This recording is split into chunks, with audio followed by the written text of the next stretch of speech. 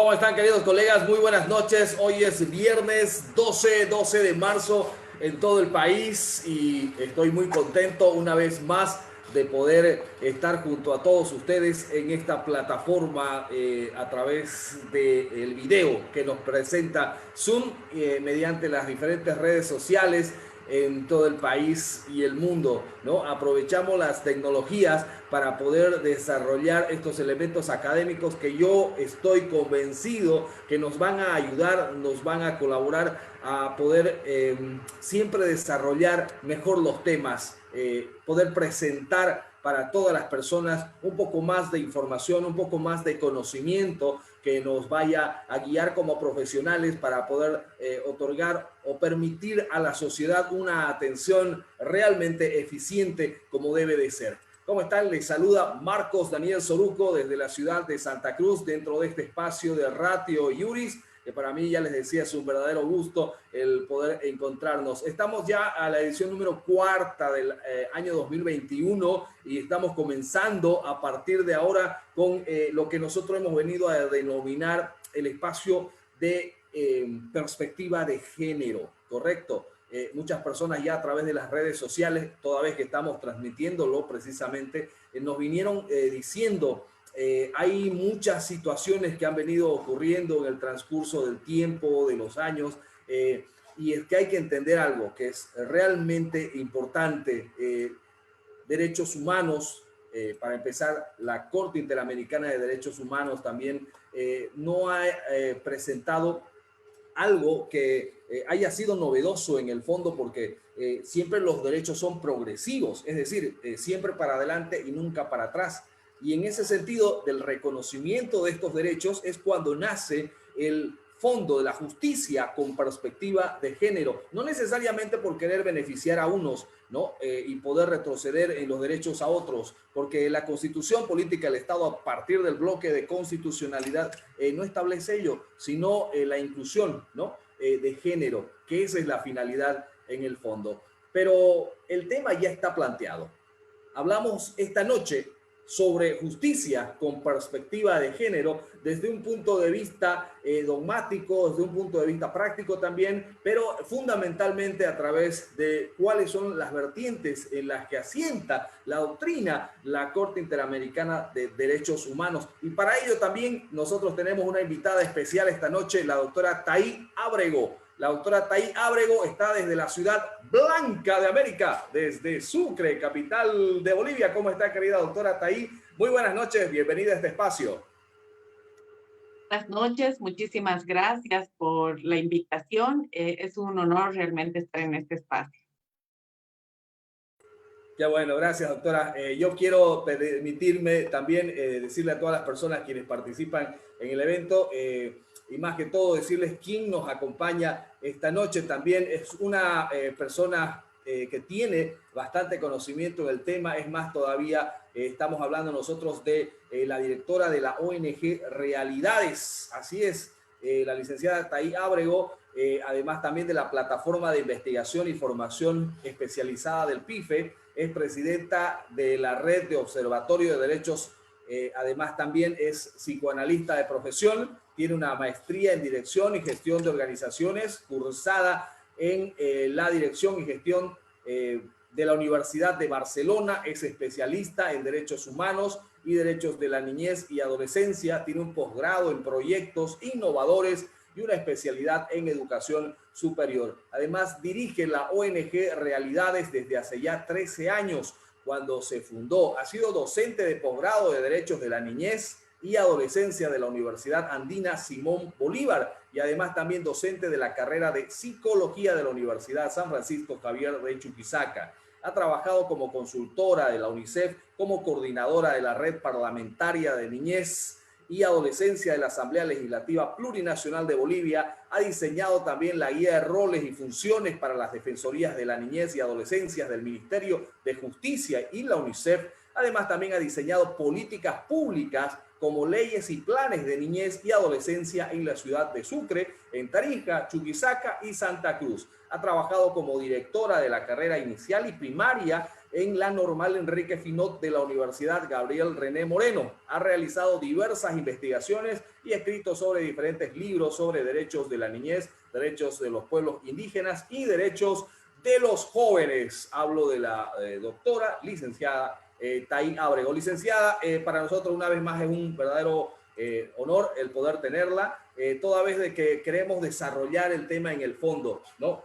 Hablábamos de la doctrina inicialmente, pero ya atrás, tiempo atrás, ha venido una evolución referente a los derechos de las personas. Y muchas veces los abogados, cuando nos enfrentamos en los diferentes procesos, vemos ahí una competencia, pero realmente habrá esta perspectiva, ¿no? Esta justicia con perspectiva de género. Es decir, más adelante vamos a hablar acerca del protocolo por la Corte Interamericana de Derechos Humanos, que lo vamos a poner también en pantalla para que puedan revisar. Bueno, con todos estos antecedentes, mi estimada doctora, le cedo la palabra y más adelante les voy a invitar a todos los colegas a participar de una ronda de preguntas. Tiene la palabra, doctora. Muchas gracias, muy buenas noches y muchísimas gracias por, reitero el agradecimiento por invitarme a este espacio. Y bueno, voy a permitirme hacer una exposición en relación al tema de justicia con perspectiva de género, que es el tema que me invitaron a compartir. Es importante partir del hecho de que cuando se hace referencia a la perspectiva de género, se considera que es un tema independiente y hasta alejado de los derechos humanos, ¿no? Muchas veces. Sin embargo, la perspectiva de género se inscribe dentro de los derechos humanos, ¿no? Como parte de las obligaciones de los estados para garantizar la igualdad y la no discriminación y el ejercicio de los derechos tanto de las mujeres como de personas que tienen diversa orientación e identidad sexual, ¿no? Y en este sentido tenemos que identificar que el gobierno en sus diferentes niveles tiene la obligación jurídica de garantizar los derechos y la lucha contra toda forma de violencia y contra la violencia en razón de género, ¿no? Cumpliendo el deber de la debida diligencia para prevenir, investigar con enfoque de género, sancionar la violencia y establecer los mecanismos judiciales y administrativos necesarios para garantizar la reparación integral del daño, ¿no? Brindando de esta manera atención y protección reforzada a las mujeres y a grupos de atención prioritaria, ¿no? Como las niñas, niños, adultos mayores, personas con discapacidad, LGBTIQ y más y otros. Y en este sentido, al pensar en los principales instrumentos internacionales de derechos humanos y sobre los derechos de las mujeres, no podemos dejar de mencionar a la CEDAW, ¿no? CEDAW, la Convención para contra toda forma de discriminación hacia la mujer, ¿no? Y esta convención está fundada en los principios de igualdad y de dignidad humana promulgada por la Carta de las Naciones Unidas y reconoce que la discriminación está fundada en construcciones sociales y culturales y en las prácticas de superioridad que pueden estar dirigidas contra hombres y mujeres, ¿no? Y en este sentido, la CEDAW, en la Recomendación General número 35, que actualiza la Recomendación General número 19, va a definir la violencia en razón de género contra las mujeres como uno de los medios sociales, políticos, económicos fundamentales a través de los cuales se perpetúa la posición subordinada de la mujer con respecto al hombre y sus papeles estereotipados, ¿no? Entonces, en este sentido, esta recomendación general número 35 reconoce que la violencia por razón de género afecta a las mujeres a lo largo de todo su ciclo de vida y en consecuencia también afecta a las niñas eh, desde edad temprana, ¿no? Entonces es importante identificar que esta recomendación general número 35 nos va a mencionar que la violencia en razón de género contra la mujer adopta múltiples formas, ¿no? Puede producirse a partir de actos u omisiones destinados o que puedan causar o provocar la muerte o un daño o sufrimiento físico, sexual, ya sea psicológico o económico hacia las mujeres. También puede incluir las amenazas, tales como actos de acoso, coacción, privación arbitraria de la libertad, ¿no? Y en este sentido, es importante reconocer que la violencia por razón de género contra la mujer se ve afectada y a menudo agravada por diferentes factores, ya sean culturales, económicos, ideológicos, políticos, religiosos, sociales o incluso ambientales, ¿no? Y en este sentido, es importante reconocer que en los contextos de desplazamiento, de migración, de aumento de la globalización de las actividades económicas, en particular de las cadenas mundiales de suministro, la industria extractiva, la deslocalización, la militarización, los conflictos armados y otros, influyen también en la generación de la violencia en razón de género, ¿no? También esta recomendación general número 35 reconoce que las prácticas tradicionales nocivas y los delitos cometidos contra las defensoras y de los derechos humanos, las políticas, las activistas o las periodistas, constituyen también formas de violencia por razón de género contra las mujeres afectadas por estos factores culturales, ideológicos o políticos, ¿no? Y en este sentido, el comité considera en esta observación general número 35 que la violencia en razón de género contra la mujer está arraigada en factores relacionados a la ideología del derecho y el privilegio de los hombres respecto a las mujeres.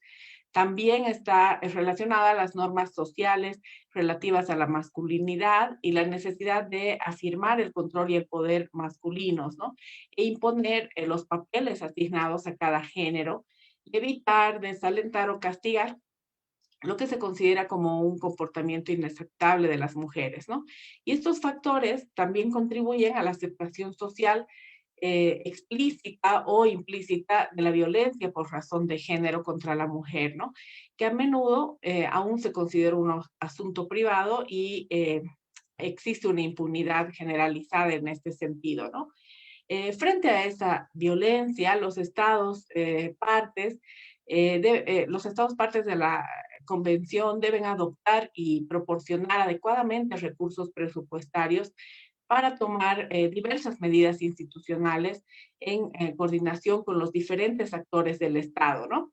Estas medidas institucionales deberían ser la formulación de políticas públicas concretas, la elaboración y aplicación de mecanismos de vigilancia y la creación o financiación de tribunales nacionales competentes, ¿no? Entonces, en este sentido, los estados deben proporcionar servicios accesibles para proteger a las mujeres contra la violencia en razón de género y evitar que ésta se vuelva a ocurrir o proporcionar y garantizar la financiación para las reparaciones para las víctimas y las supervivientes, ¿no? Y como bien decían anteriormente, Bolivia prohíbe y sanciona toda forma de discriminación fundada en razón de sexo, en el artículo 14, parágrafo 2, ¿no? Y al igual que prohíbe cualquier forma de discriminación, además de sexo, de color, edad, orientación sexual, identidad de género, origen, cultura, nacionalidad u otras, que tengan por objetivo el resultado de menoscabar el reconocimiento o el goce o ejercicio en condiciones de igualdad de toda persona, ¿no?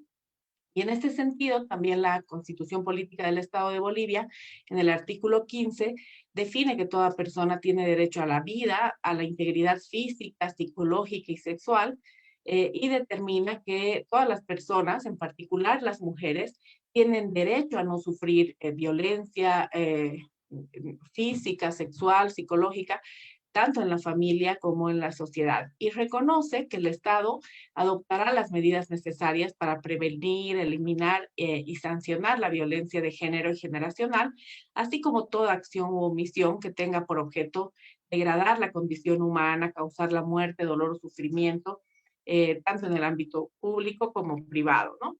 Y en el artículo 402, parágrafo 2 de la Constitución, La norma suprema del ordenamiento jurídico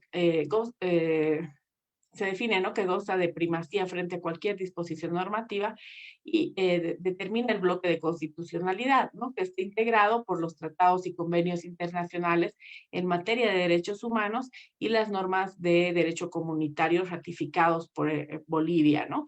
Entonces, en este sentido, este artículo define que la aplicación de las normas jurídicas se regirá por la jerarquía de acuerdo a competencias de las entidades territoriales, ¿no?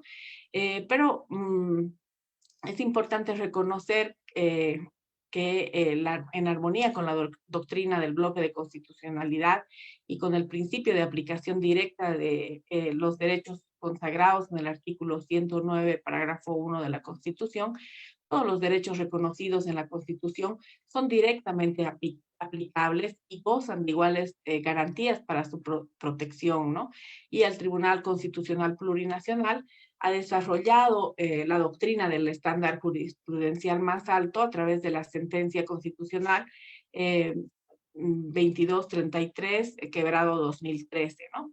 Entonces, en este sentido, forman parte de este bloque de constitucionalidad instrumentos internacionales como la Convención sobre la Eliminación de todas formas de discriminación contra la mujer, la CEDAW, en relación a la que acabamos de hacer referencia a la observación general número 35 de la misma, y también la Convención Interamericana para prevenir, sancionar y erradicar la violencia contra la mujer, que es la Convención Belém do Pará, ¿no?, entre otros muchos instrumentos internacionales.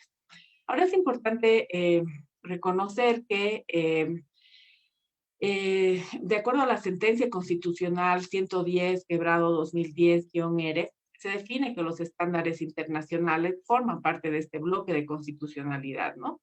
De acuerdo a la interpretación del Tribunal Constitucional, el bloque de constitucionalidad está conformado por el texto escrito de la Constitución, pero también por esos tratados referentes a derechos humanos, incluidas las decisiones y las directrices y estándares que emanan tanto del sistema universal como el sistema interamericano de protección de derechos, ¿no?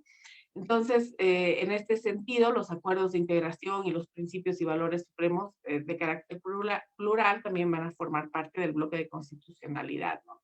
Y en este marco, en relación a la violencia de género, forman parte del bloque de constitucionalidad diversos tratados y convenios internacionales, ¿no? Ahora es importante recordar que la doctrina del bloque de constitucionalidad debe ser abordada a la luz de la doctrina del control de convencionalidad, ¿no? Y en este marco es importante precisar que la Convención Americana de Derechos Humanos es uno de los pilares convencionales del sistema interamericano de protección de derechos humanos, la disposición convencional que genera la obligación de los Estados partes de respetar los derechos y libertades ahí contenidos y de garantizar su libre y pleno ejercicio en toda persona o colectividad que esté sujeta a su jurisdicción sin discriminación alguna, ¿no? Entonces, la doctrina del control de convencionalidad tiene un fundamento en dos principios esenciales, ¿no? El principio de buena fe del Estado, consagrado en el artículo 27 de la Convención de Viena de los Tratados Internacionales, y el principio del efecto útil de la Convención, el cual encomienda a todos los jueces y autoridades administrativas de los Estados parte a velar la eficacia del parámetro de convencionalidad, ¿no?, aplicando en los casos objeto de resolución con preferencia estos instrumentos entendimientos supraestatales más favorables a los derechos de las personas o las colectividades, ¿no? Aquí es importante también reconocer que son muchos los tratados internacionales del Sistema Universal de Protección de Derechos que forman parte del bloque de constitucionalidad boliviana, ¿no? Desde la Declaración Universal de Derechos Humanos, el Pacto Internacional de Derechos Civiles y Políticos, la Convención de Derechos del Niño contra la Tortura y Tratos penas o penas crueles, inhumanas o degradantes. También está la Convención Internacional sobre la Eliminación de todas formas de discriminación racial, la Convención de Eliminación sobre todas las formas de discriminación contra la mujer que acabamos de mencionar antes, la Convención de Derechos del Niño, la Convención Internacional sobre la Protección de Derechos de todos los trabajadores migratorios y sus familias, y la Convención de Viena sobre el derecho de tratados del Convenio 169, entre otros, ¿no? Y los tratados internacionales del Sistema Interamericano de Protección, que forman parte del bloque de constitucionalidad boliviano, son la Convención Americana de los Derechos Humanos, la Interamericana contra el Racismo y la Discriminación Racial y las formas conexas e intolerancia, la Convención Interamericana sobre la Protección de los Derechos Humanos de las Personas Adultas Mayores, la Convención Interamericana de la Eliminación de toda forma de discriminación contra las personas con discapacidad, y la Convención Interamericana para Prevenir, Sancionar y Erradicar la Violencia contra la Mujer, que es la Convención Belén do Pará, como lo mencionamos antes, ¿no? Y en este sentido, los estándares de la Corte Interamericana de Derechos Humanos, que forman parte del bloque de constitucionalidad para violencia en razón de género, por ejemplo, está plasmado en varias opiniones consultivas, ¿no? Está la opinión consultiva 4 quebrado 84 de 1984, relacionada a la propuesta de modificación a la Constitución Política de Costa Rica, relacionada con la naturalización, ¿no? También tenemos la opinión consultiva 17 quebrado 02, referente a la condición jurídica de derechos humanos del niño, la opinión consultiva 18 quebrado 03, referente a la condición jurídica de derechos de los migrantes indocumentados, la observación consultiva número 24 quebrado 17 de no discriminación para parejas del mismo sexo, y que definen, ¿no?, obligaciones estatales en relación con el cambio de nombre, la identidad de género y los derechos derivados de un vínculo entre parejas del mismo sexo, ¿no? Entre otras, ¿no? Luego también tenemos como estándares de la Corte Interamericana de Derechos Humanos, emanados de su rol contencioso, que forman parte del bloque de constitucionalidad boliviano en relación al tema de violencia en razón de género, el caso González y otras, ¿no? El conocido como Campo Algodonero versus México, el caso de la masacre de las dos R's versus Guatemala, el caso Fernández Ortega y otros versus México, el caso Rosendo Cantú versus México, el caso de las de los trabajadores cesados del Congreso, el caso de las mujeres víctimas de tortura sexual en Atenco versus México, entre otros, ¿no? Entonces, también es importante reconocer y conocer los estándares del Comité de la CEDAW en cuanto a la violencia en razón de género, ¿no? que forman parte del bloque de constitucionalidad boliviano. Y en este sentido tenemos la Recomendación General número 24 sobre la mujer y la salud, la Recomendación General número 25 sobre medidas especiales de carácter temporal, eh, entre otros estándares, ¿no? Y bueno, en el marco de todos estos estándares, pues en Bolivia se han ido desarrollando diferentes normativas, ¿no?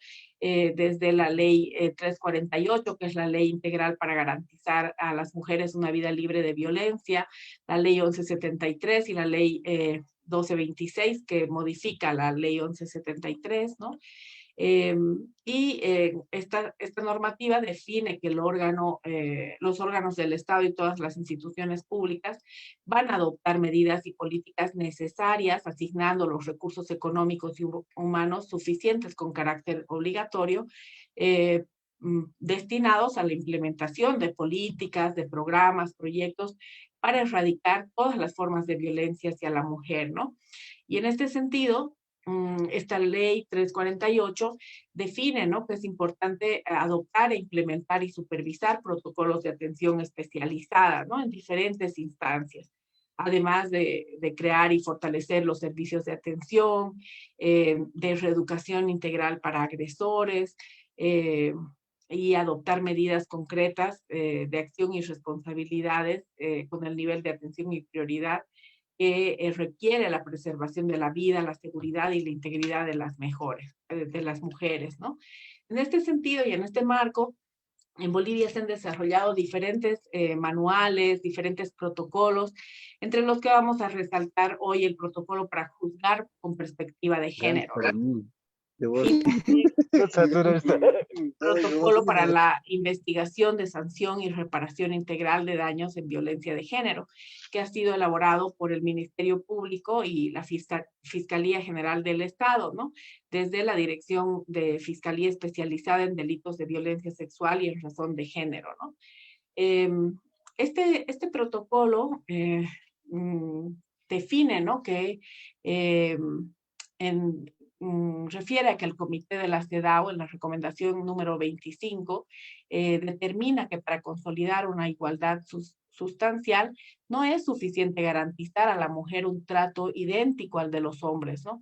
Sino que también debe tenerse en cuenta las diferencias biológicas que hay entre la mujer y el hombre y las diferencias que la sociedad y la cultura han creado, ¿no? Y en esta línea, las autoridades judiciales, fiscales y todo servidor o servidora pública, para garantizar una igualdad sustantiva y el pleno ejercicio de los derechos de las mujeres, antes de aplicar la norma o realizar una valoración probatoria, de cualquier acto procesal desde la igualdad formal, debe identificar las situaciones de asimetría individual, múltiple o estructural que puedan producirse, ¿no? Y para ello es importante que en cada caso, en base a la información contextual, se identifiquen si existen estereotipos o prejuicios en razón de género que puedan generar estas asimetrías, ¿no? Para que de este modo la decisión asumida en un problema jurídico concreto consolide una real igualdad sustantiva sin que ello implique la vulneración al derecho a la igualdad, ¿no? Porque en el artículo 4 de la Convención para la Eliminación de la Discriminación contra la Mujer se define que una asimetría individual debe ser analizada en el contexto cultural, en el contexto personal, familiar, social o laboral de cada persona, ¿no?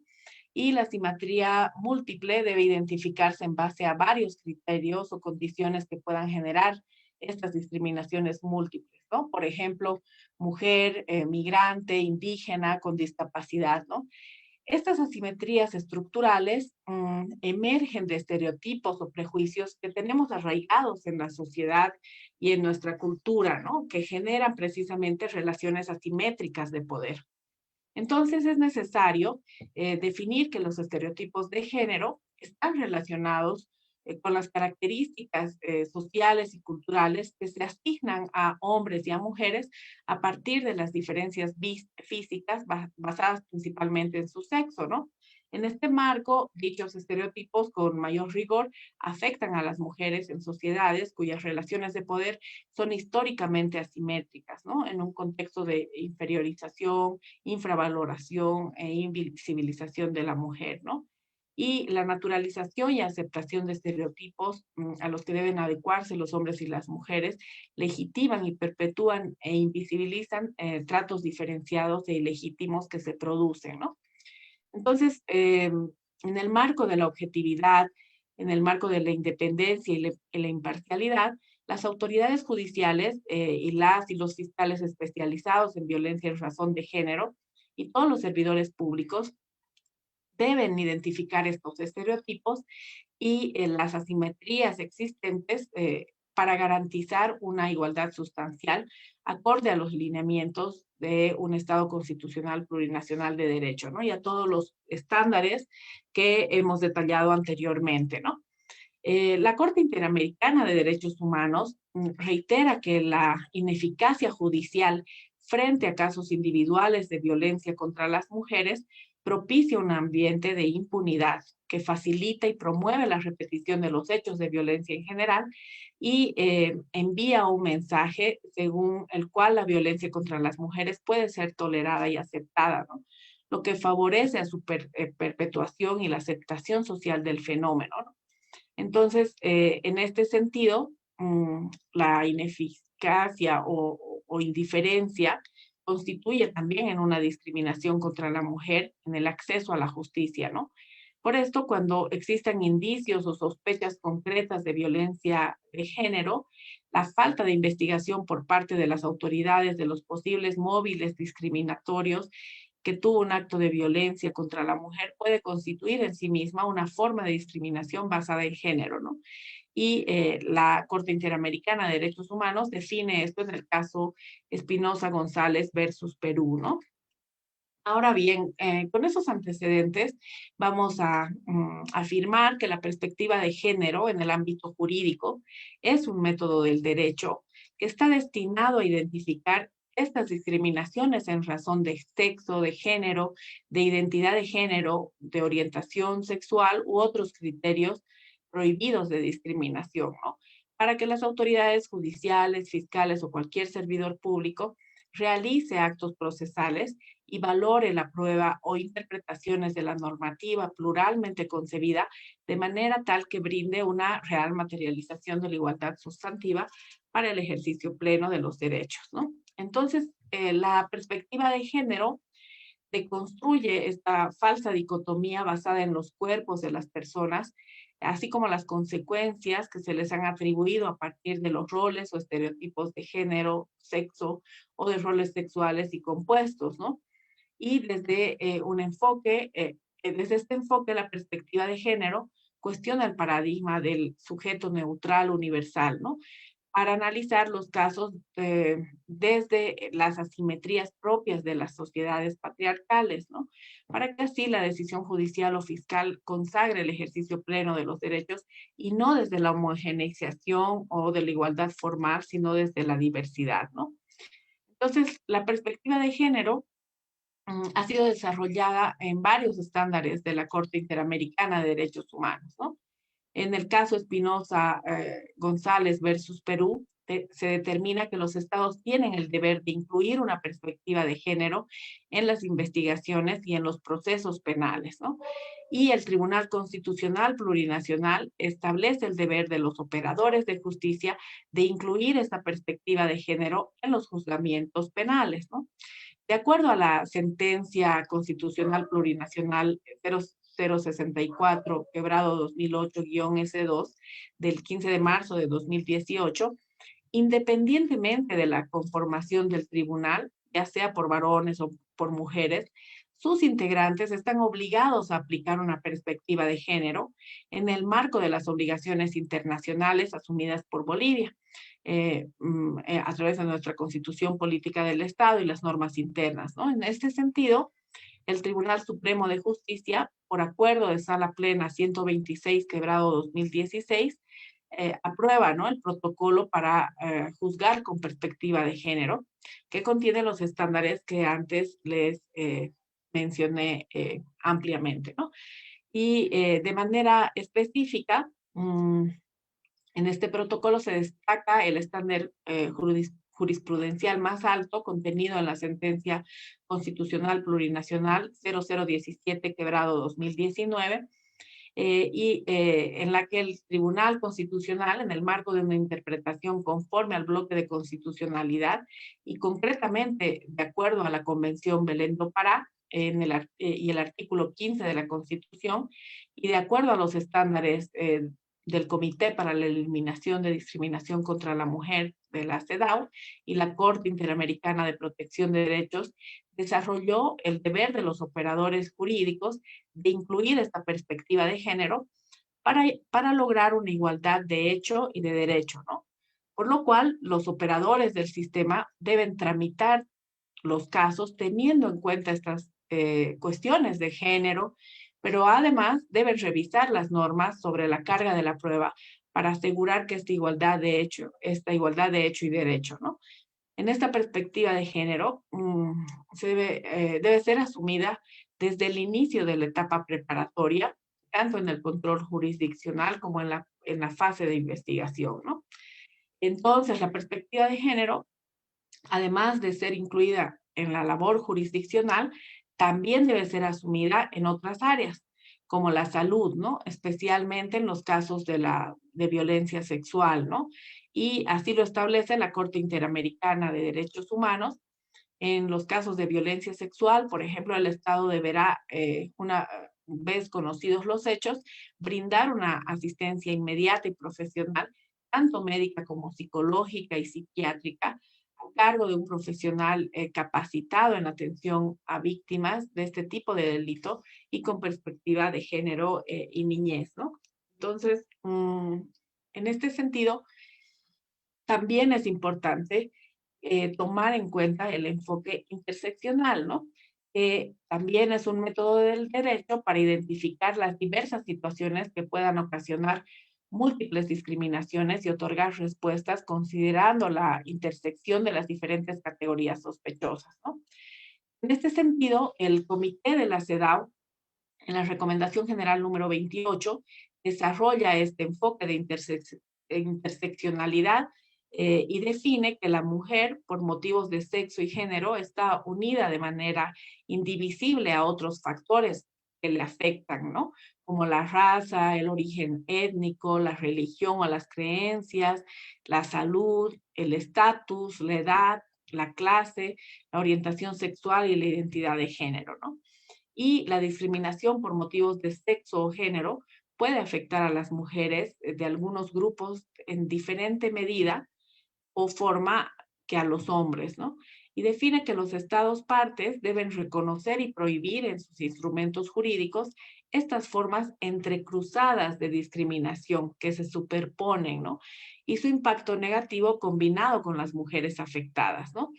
Entonces, también define que deben aprobar y poner en práctica políticas y programas para eliminar estas situaciones, ¿no?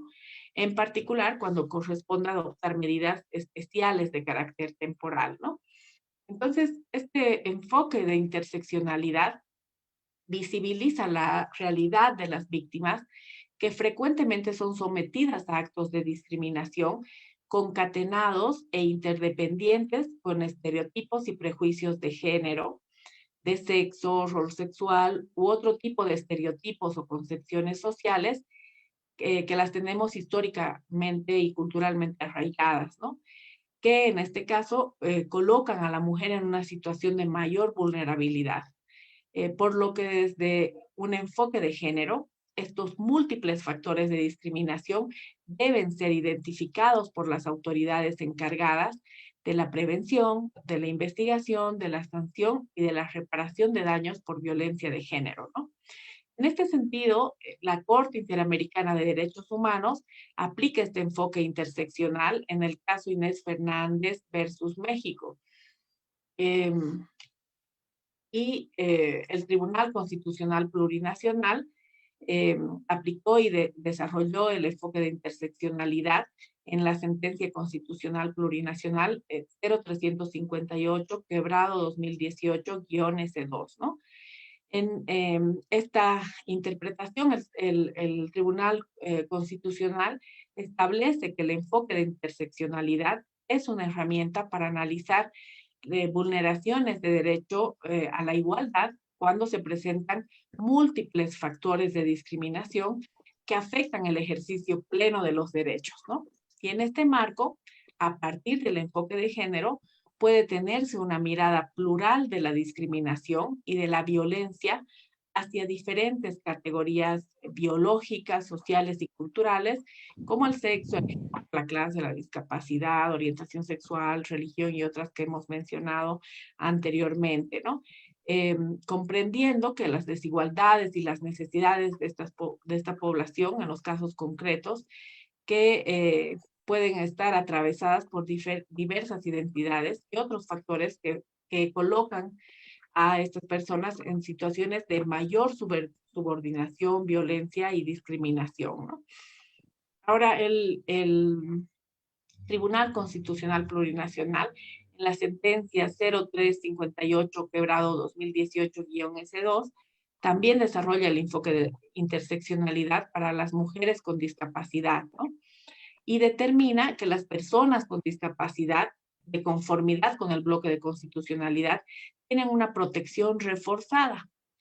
que implica la protección adicional basada en una atención positiva, de preferencia y sin discriminación, ¿no? Y en este marco, el enfoque interseccional debe ser aplicado en relación a las personas con discapacidad y va a permitir la concreción al principio de igualdad, aprendiendo, y como antes hemos mencionado, eh, desde una perspectiva material, porque analiza las situaciones que colocaron a una persona con discapacidad en mayores niveles de vulnerabilidad con la finalidad de resolver un asunto, ¿no? Aplicando medidas cuando corresponda que permitan reparar y transformar estas situaciones de subordinación, de discriminación o violencia, no solo de la víctima en concreta, sino también de todas las personas que se encuentren en una situación similar, ¿no? Y también en este sentido tenemos la sentencia constitucional plurinacional 0358, quebrado 2018-S2, que señala que el Ministerio Público y la Policía Boliviana tienen el deber de aplicar este enfoque de interseccionalidad, ¿no? Establece el Tribunal Constitucional que si bien internamente se tiene un adecuado normativo para la protección de la violencia de género, sin embargo, es evidente que las disposiciones legales, en muchos casos, requiere ser interpretada considerando el contexto de la violencia estructural y concreta de la víctima, ¿no? Así como su situación de especial vulnerabilidad, por lo que las autoridades judiciales, el Ministerio Público y la Policía Boliviana deben tener en cuenta este enfoque de interseccionalidad cuando se trate de víctimas, niñas, niños, adolescentes o personas con discapacidad, víctimas de violencia, a efecto de actuar inmediatamente con prioridad, adoptando las medidas de protección que sean necesarias y evitando en todas aquellas acciones que se constituyen revictimizantes, ¿no?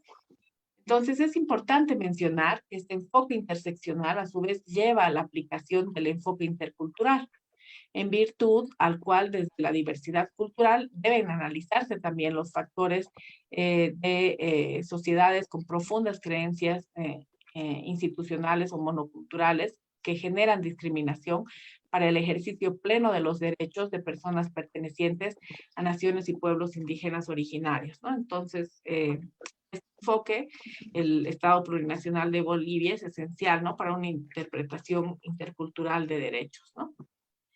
Luego, en relación al juzgamiento con perspectiva de género, la Corte Interamericana, a la luz de la debida diligencia, brinda criterios esenciales de investigación de hechos vinculados con violencia de género y ha establecido la importancia de desarrollar un marco normativo eficaz para estos hechos, pero además resalta la necesidad de asumir medidas administrativas y judiciales eficaces para la materialización de los derechos de las mujeres y cualquier persona para su ejercicio pleno y sin discriminación, ¿no? Y también resalta la importancia de desarrollar procedimientos penales y administrativos en plazos razonables y de acuerdo a garantías reforzadas para las víctimas, ¿no? Y tenemos, por ejemplo, como el estándar internacional de protección a derechos, de manera específica el artículo 7b de la Convención Belém do Pará, que determina, ¿no?, utilizar la debida diligencia para prevenir, sancionar y erradicar la violencia contra la mujer. También tenemos otros estándares en relación a los casos de violencia sexual contra las mujeres. El tribunal ha establecido que los estados deben adoptar medidas integrales para cumplir con la debida diligencia y que deben contar con un adecuado marco jurídico para la protección, con una aplicación efectiva del mismo y con políticas de prevención y prácticas que permitan actuar de una manera eficaz ante las denuncias, ¿no? Este estándar se define en el caso Favela Nova Brasilia versus Brasil, ¿no? Luego, en el caso Rosendo Cantú versus México, se define que el Estado debe conducir eficazmente la investigación penal para determinar las responsabilidades penales y aplicar efectivamente las sanciones y consecuencias que la ley prevea, ¿no? Y esta obligación debe ser además cumplida en un plazo razonable, ¿no? El caso Espinosa versus González versus Perú define, ¿no?, que la ineficiencia judicial frente a casos individuales de violencia contra las mujeres propicia un ambiente de impunidad y facilita y promueve la repetición de los hechos de la violencia en general. Eh, y en este sentido, cuando existan indicios o sospechas concretas de violencia de género, la falta de investigación por parte de las autoridades de los posibles móviles discriminatorios puede contribuir a en sí mismo una forma de discriminación basada en género, ¿no? Entonces, estos estándares citados, de acuerdo a la sentencia constitucional 0110 quebrado 2010-R, forman parte del bloque de constitucionalidad boliviano, ¿no? Por lo cual deben ser aplicados por toda autoridad judicial, por los fiscales o cualquier operador de los sistemas de justicia de Bolivia, ¿no? Y bueno, en el juzgamiento con perspectiva de género, también es importante tomar en cuenta la garantía del inicio de oficio y de manera eficaz de las investigaciones, ¿no? En ese sentido, la Corte Interamericana de Derechos Humanos, en el caso Espinosa González versus Perú, define que el Estado tiene el deber de iniciar de oficio y de inmediato una investigación imparcial, independiente y minuciosa que permita determinar la naturaleza y el origen de las lecciones advertidas, identificar a los responsables e iniciar su procesamiento, aun cuando los actos, por ejemplo, de tortura, tratos crueles o inhumanos o degradantes no hayan sido denunciados ante las autoridades competentes por la propia víctima, ¿no? Y en este sentido, el Tribunal Constitucional ha definido diferentes principios, ¿no? Y estándares también, ¿no? La sentencia constitucional 0017-2009-S2 determina que en el marco de una interpretación conforme al bloque de constitucionalidad y a la Convención Belén do Pará, y de acuerdo a los estándares del Comité de la CEDAW, el Estado Plurinacional de Bolivia debe prevenir, investigar, castigar y ofrecer la reparación integral de daños en delitos de violencia contra la mujer, y también debe incluir y adaptar la normativa para asumir medidas legislativas, administrativas y judiciales para el goce efectivo de los derechos, ¿no? El Estado debe actuar con la debida diligencia y debe garantizar, ¿no?, la celeridad de su actuación, la protección inmediata a la víctima, la prohibición de la revictimización y de que la carga de prueba corresponda al Ministerio Público y no a la víctima, ¿no? Es importante identificar la garantía de prohibición de la revictimización, ¿no? La debida diligencia en cuanto a la obligación de investigación reforzada en casos de violencia en razón de género es interdependiente a una garantía esencial que es precisamente la prohibición de revictimización en el marco de un trato digno a las víctimas de violencia en razón de género, ¿no? Por lo tanto, el Estado, a través de todos los operadores del sistema, deben asegurar a las personas víctimas de violencia en razón de género, y con mayor razón a las niñas, niños y adolescentes víctimas de violencia, que no sufran mayores daños al recordar, al revivir la situación de violencia a la cual fueron sometidas, ¿no? Entonces deben evitarse las declaraciones múltiples de la víctima, deben reducirse los plazos, solicitarse el anticipo de pruebas, debe evitarse cualquier tipo de contacto con la persona o personas denunciadas, no debe contradecirse la versión de la víctima en el momento de la denuncia, ni cuestionar su palabra, ¿no? Y menos aún asumir conductas o criterios estereotipados por su apariencia o por su expresión de género, y debe resguardarse el derecho a la reserva y brindárseles una atención eficaz y efectiva para su protección, ¿no? En este sentido, el Ministerio Público, a través de los fiscales especializados de la Unidad de Protección de Víctimas y Testigos del Ministerio Público, debe tomar todas las medidas necesarias para evitar el encuentro directo entre la víctima y la persona denunciada, ¿no? Cada vez tenemos más cámaras Gesell y es importante utilizarlas, ¿no? deben asegurarse también que en los actos de notificación, otras diligencias, no se ponga en contacto a la víctima con la persona denunciada, ¿no? Tenemos en Bolivia una guía del uso de cámara GESEL de la Fiscalía General del Estado, ¿no? Entonces, es importante tomar en cuenta todos estos estándares y para finalizar, por el tiempo que me pidieron que haga la intervención, recalcar, ¿no?, que la Corte Interamericana de Derechos, desde esta garantía de prohibición de revictimización, ha sistematizado criterios de investigación en violencia en razón de género y en especial en violencia sexual, y que se resumen en los siguientes, ¿no? La declaración de la víctima debe realizarse en un ambiente cómodo y seguro que le brinde privacidad y confianza. La declaración de la víctima debe registrarse de forma tal que se evite o limite la necesidad de su repetición. Es importante que se brinde la atención médica, sanitaria y psicológica correspondiente, tanto de forma de emergencia como de forma continuada si se requiere, ¿no? También es importante que se realice un examen médico y psicológico completo y detallado por personal idóneo, especializado, capacitado en lo posible del género de la víctima, ofreciéndole que sea acompañada por alguien de su confianza si lo desea, ¿no? Importante también que se documenten y se coordinen los actos investigativos y se maneje diligentemente la prueba, tomando muestras suficientes, realizando estudios para determinar la posible autoría del hecho, asegurando otras pruebas como la ropa de la víctima, investigando de forma inmediata en el lugar de los hechos y garantizando la correcta cadena de custodia, brindando el acceso a la asistencia jurídica y gratuita de la víctima durante todas las etapas del proceso y brindando atención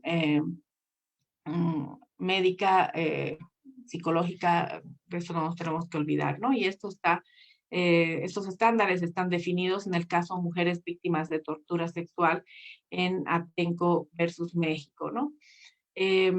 Por el tiempo no podemos seguir desarrollando las demás etapas.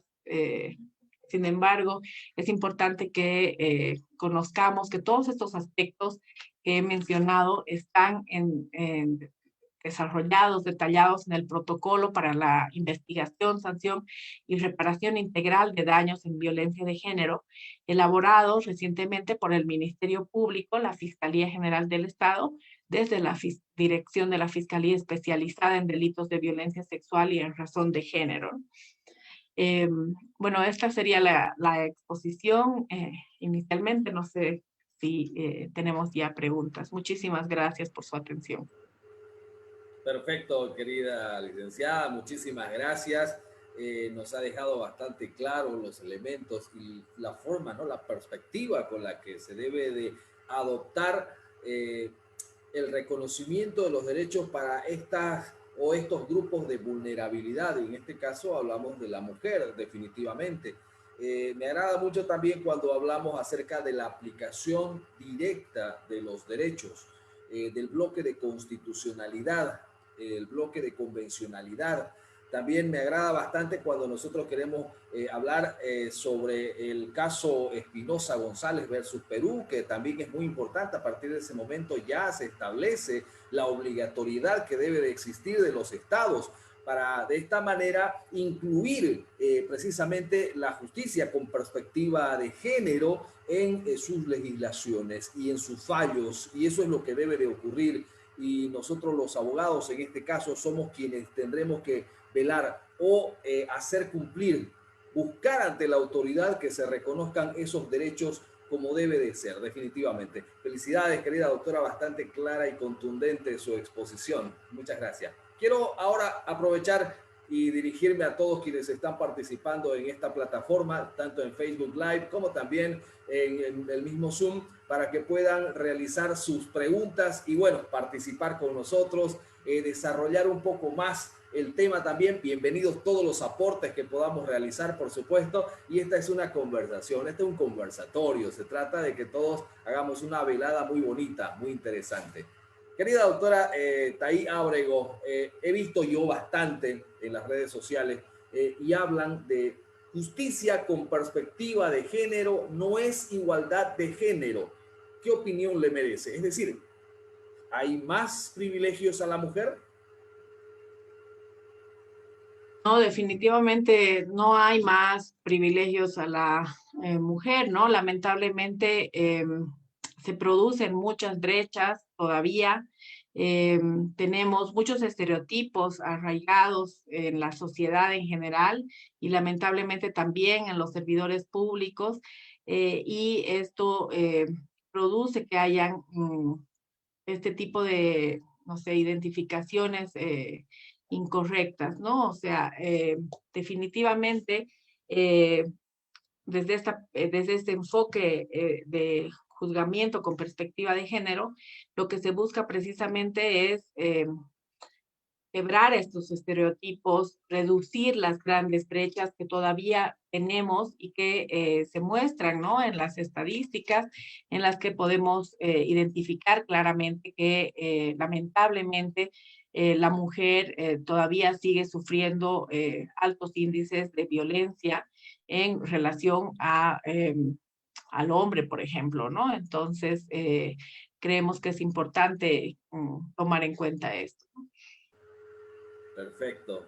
Una vez más, a todos quienes participan en la plataforma, les invitamos a levantar la mano virtual para poder intervenir y realizar su pregunta o poder aportar también en el tema. Querida licenciada, voy a continuación compartir lo que nosotros conocemos como el protocolo realmente, ¿no? del tema en cuestión de justicia con perspectiva de género. Y a partir de este protocolo que es conocido, se encuentra en la red, donde Derechos Humanos, la Corte Interamericana de Derechos Humanos ha establecido el protocolo que debe de ser de aplicación para todas las personas. Y cuando se realiza esta aplicación, se comienza a partir del bloque de constitucionalidad, que ya lo decíamos, con el artículo 410, porque queremos buscar nosotros la aplicación de esos instrumentos internacionales, que también forma parte del bloque de constitucionalidad,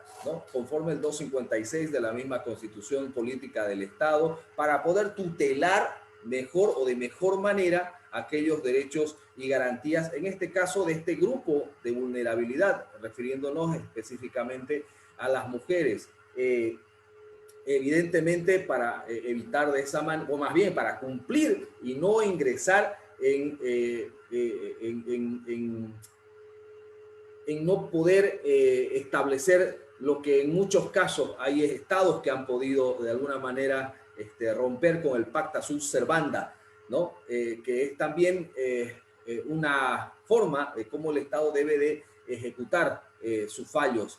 Caso contrario, estaría cumpliendo precisamente el pacta sunt servanda. Esto es muy importante entenderlo. La obligatoriedad de los estados frente a la aplicación directa de estos derechos. Y es, como lo menciona, es importante tomar en cuenta que el control de convencionalidad, ¿no? se debe desarrollar en virtud de los principios del efecto útil de la Convención y del Pacta Sunt Servanda, es decir, el cumplimiento de la buena fe de las obligaciones internacionales, ¿no? Es importante que en este sentido el Estado demuestre precisamente con el respeto y la aplicación de estos estándares internacionales en un cumplimiento de buena fe, ¿no?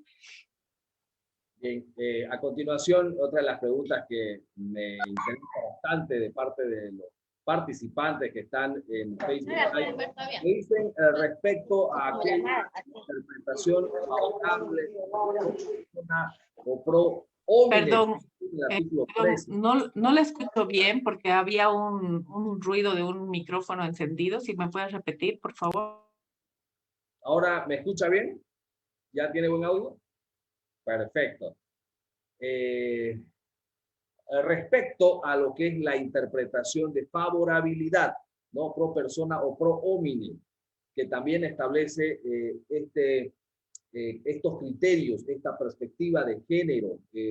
Y aquí lo mezclan con el tema de igualdad. Hace un momento yo hacía la pregunta, porque es bastante reiterativa, pero yo quiero un poquito desarrollarla, desglosarla para que podamos profundizarla mucho más en este caso, ¿no? El artículo 13 de la Constitución Política del Estado reconoce que los derechos contenidos en la Constitución Política también son pues inviolables, ¿no?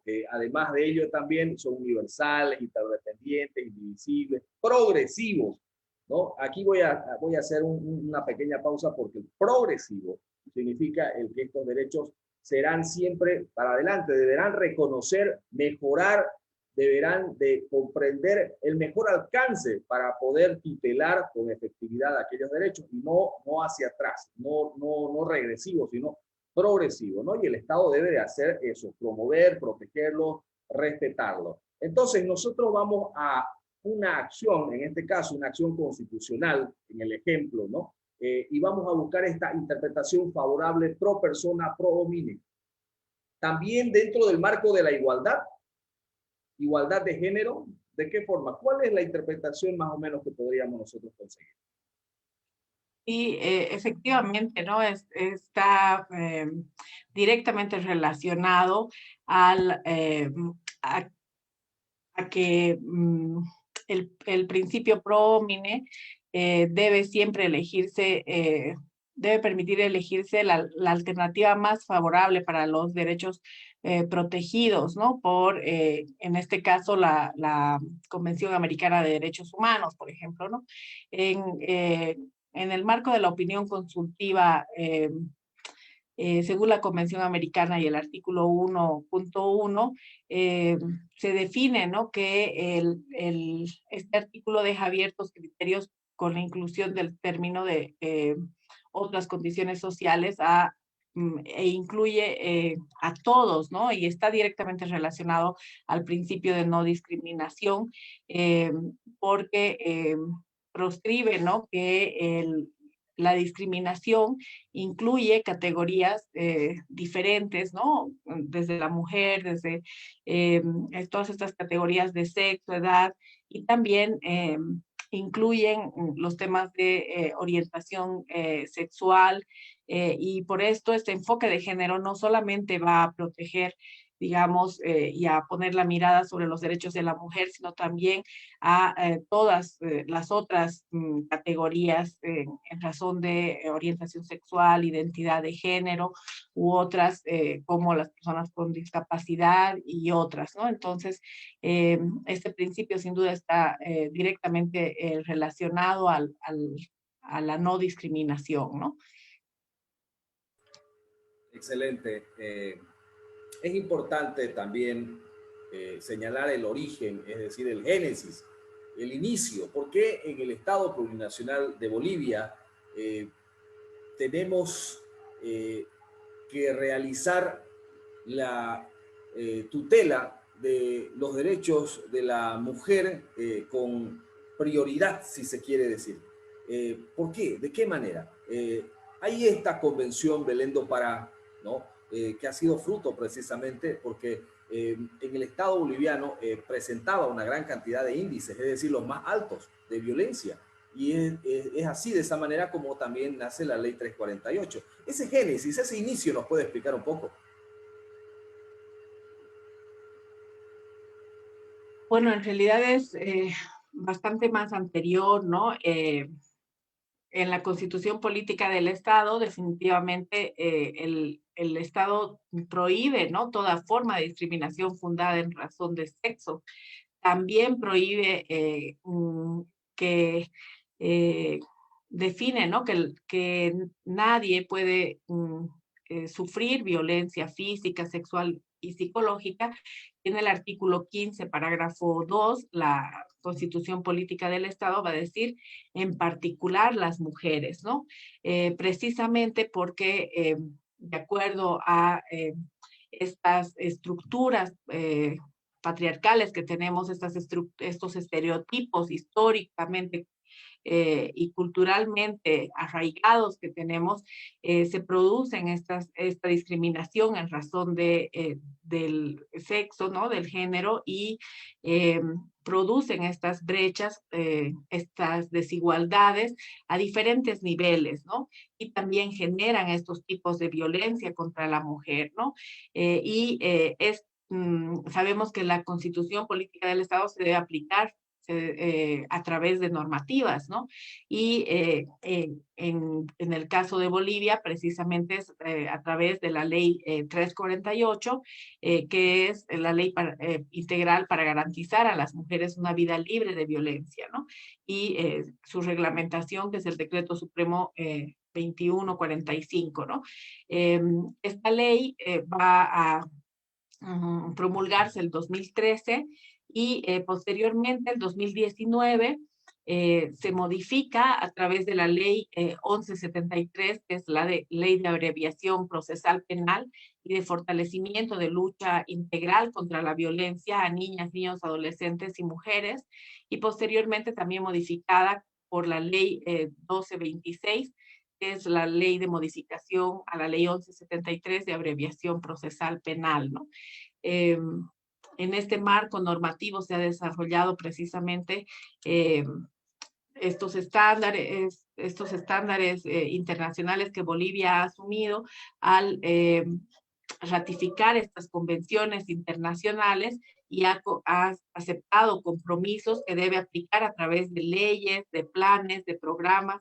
Es así que hemos contado en determinado momento con planes de igualdad de oportunidades, por ejemplo, se ha desarrollado un amplio marco normativo a nivel de leyes subnacionales, pero también a nivel de los manuales y los protocolos, los últimos, los que hacíamos referencia y usted mostraba en pantalla precisamente, ¿no? Perfecto. A continuación, Álvaro Arancibia realiza la siguiente pregunta. La aplicación reforzada de derechos y garantías constitucionales en enfoque de género, ¿cómo debe de ser interpretada cuando la mujer es la imputada? Bueno, desde el enfoque de género, si es que es el hombre el que ha sufrido violencia en razón de género, debe precisamente demostrar el carácter en situación de vulnerabilidad que él ha tenido y que ha sufrido un tipo de violencia en razón de género, ¿no? La normativa en Bolivia también garantiza, por supuesto, el derecho de toda persona, incluidos los hombres, a no sufrir ningún tipo de violencia, ¿no?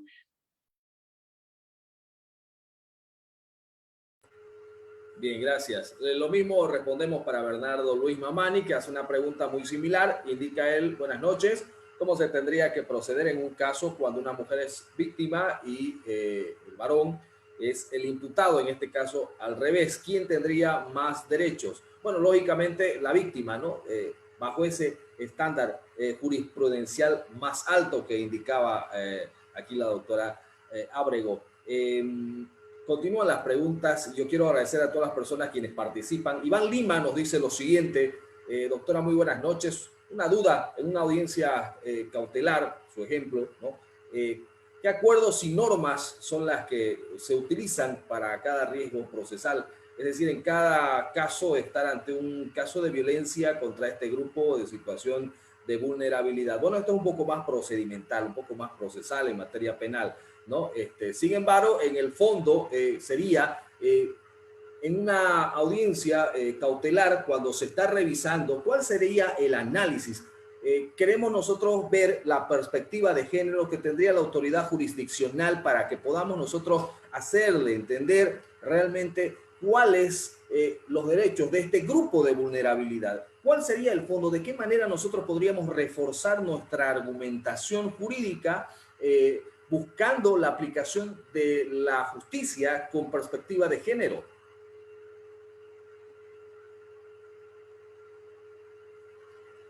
Aclarando que no soy abogada, soy psicoanalista, Le pediría al doctor Marcos más bien que me apoye en esta respuesta, más desde un enfoque procedimental, como dijo usted. Pero bueno, habíamos desarrollado en la exposición la importancia de utilizar los diferentes enfoques, ¿no? El enfoque de género, si se trata de niñez y adolescencia, el enfoque diferencial, si se trata de poblaciones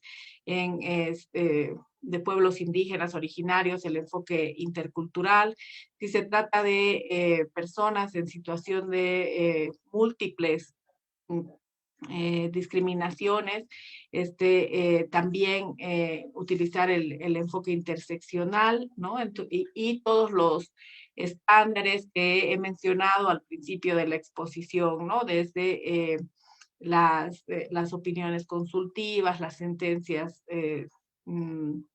del Tribunal Constitucional y todos los tratados y convenios internacionales y los diferentes estándares en relación a los casos que he mencionado al principio, ¿no? No sé, doctor Marcos, si usted quiere complementar en el sentido más procedimiento. Gracias, doctora. Voy a compartir a continuación algo que me parece muy interesante, que parte también desde el protocolo para juzgar con perspectiva de género. A eso me refería hace un momento de qué manera, cómo podemos nosotros con nuestra capacidad argumentativa poder convencer a la autoridad jurisdiccional, en este caso para una medida cautelar, ¿no? Lógicamente en el caso de que esta mujer pues llegue a ser imputada, posiblemente sea el ejemplo. Nosotros vamos a remitirnos a través de este mismo protocolo que nos establece cuáles son aquellos extremos, ¿no? Entendemos nosotros de que la mujer en sus derechos y condiciones de igualdad, ¿no? El goce y protección de todos los derechos humanos, libertades fundamentales también, y además de la aplicación directa que hace un momento decía, sobre la declaración y la eliminación de la violencia contra la mujer. En los antecedentes, nosotros referíamos también a la Convención Belén do Pará, ¿verdad? Entonces, el conjunto de esto nos va a poder apoyar a, a un elemento argumentativo, asentándonos específicamente en lo que ya estábamos nosotros argumentando hace un momento, referente a los tratados internacionales, hablábamos de la CEDAW, hablábamos también de la sentencia constitucional 064, quebrado 2008, S2 del 15 de marzo también, la cual da el puntapié inicial para el reconocimiento de todos estos derechos. Realmente estamos convencidos de que no solamente sucede esto en Bolivia, sino también en todo el mundo, en diferentes países, están con esta, o la búsqueda de la igualdad, la búsqueda de poder tutelar, de poder proteger a estos grupos vulnerables, ¿verdad? Y en este caso son las mujeres también, los ancianos también, ¿por qué no? Los niños, por supuesto, pero cada uno de ellos responde a un tipo de normativa específica, ¿no? La recomendación de la CEDAW, por ejemplo, en el marco de los artículos 2, 5, 11, 12 de la Convención también, obligando a las partes, a los estados que son las partes, a proteger a la mujer contra cualquier tipo de violencia que se produzca dentro de la familia, ¿no? Hablamos tal vez de violencia doméstica, violencia familiar. Entonces, de esa manera es como nosotros, leyendo este protocolo, vamos a poder encontrar toda la fundamentación necesaria. Yo se los recomiendo. Más bien es importante, si están todos conectados, puedan dejarme el correo electrónico, con todo gusto se los voy a poder pasar. Es una lectura muy, pero muy interesante. Estimada doctora Thay Ábrego, cierro ya el evento, voy cerrándolo ya con la siguiente pregunta. El Estado boliviano busca la defensa de los derechos de las personas en igualdad de género. Hasta ahí estamos nosotros todos de acuerdo también. Sin embargo, ¿cuán lejos estamos de conseguir esa realidad para este país? Bueno, lamentablemente tenemos las cifras de violencia, ¿no? Que nos muestran que estamos muy lejos en el sentido de que, por ejemplo, en relación a la ley 348 se producen más de 30,000 delitos respecto a la ley 348 contra la mujer, ¿no? Principalmente es violencia intrafamiliar, violencia sexual. Estamos tan lejos como en Bolivia se producen más de 40 feminicidios al año, ¿no? Estamos así de lejos de efectivizar el respeto a los derechos de la mujer y a una vida libre de violencias, ¿no? Estos son los casos que llegamos a conocer, que llegan a ser denunciados, pero detrás hay miles de casos más que no se denuncian lamentablemente, ¿no? Que no llegan a las estadísticas oficiales que tenemos de la Fiscalía General del Estado en este caso, ¿no? Entonces, lamentablemente estamos muy lejos aún y esperamos pues que todo este desarrollo normativo y de protocolos permita tomar conciencia por parte de todos los operadores de justicia para juzgar con perspectiva de género, para aplicar estos estándares internacionales que están reconocidos en el bloque de constitucionalidad y que permita que toda la población se concientice para tener y desarrollar una cultura de paz, de no discriminación y no violencia. Lamentablemente estamos muy lejos aún de lograr el efectivo ejercicio del derecho a una vida libre de violencias por parte de las mujeres.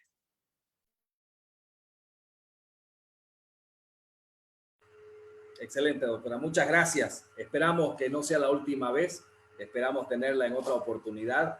He hablado también con la doctora Marilena Attar y me dice que con mucho gusto le gustaría compartir con usted y poder hacer una bonita velada. Eso fue lo que me dijo. Así que desde acá le envío un saludo a la doctora Marilena Attar también, que es amiga suya también, por supuesto, y que le manda un saludo también. Muchas gracias, dice. Gracias, estimada, por estar con nosotros esta noche. Un abrazo.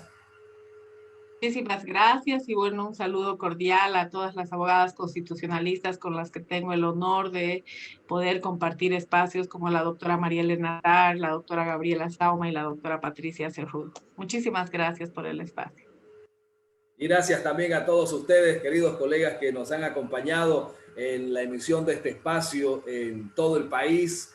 Y bueno, salimos de las fronteras también porque en Facebook Live nos encontramos en diferentes partes del mundo. Estamos en este espacio de Ratio Iuris. Esta semana que viene tenemos un tema muy importante en materia de ejecución penal y luego nuevamente retomamos el punto de la justicia con perspectiva de género. Muchas gracias. Buenas noches a todos. Un abrazo. Se cuidan. Chao, chao.